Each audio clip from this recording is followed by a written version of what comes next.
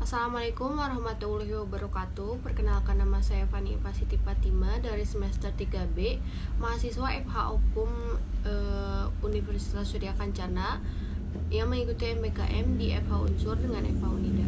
Kali ini saya akan mereview kembali pertemuan ke-12 hukum pidana yang disampaikan oleh Ibu Ika dari KSHMH.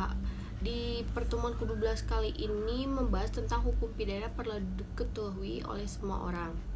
Karena manusia dan korporasi sebagai pelaku atau subjek hukum, manusia tidak bisa lepas dari hukum. Segala perbuatan manusia diikat oleh hukum. Contohnya, lembaga seperti KPK yang memiliki wewenang penyidik dan penentuan tindak pidana korupsi. Istilah dan pengertian hukum pidana. Istilah pidana, kata pidana berasal dari bahasa Sanskerta. Pidana itu berasal dari kata yang sama, yaitu pidana, yang artinya hukuman. Menurut KBBI, yaitu peraturan atau adat yang secara resmi dianggap meningkat.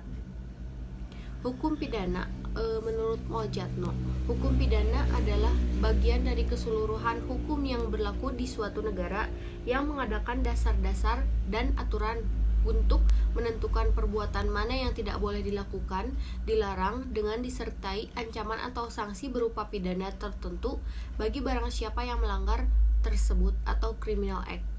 Dan selanjutnya adalah criminal liability dan juga criminal procedure.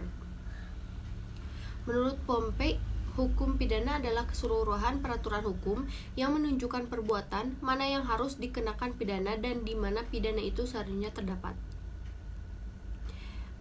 Ius penale merupakan hukum pidana yang pengertiannya didasarkan atas norma dan perbuatan objektif.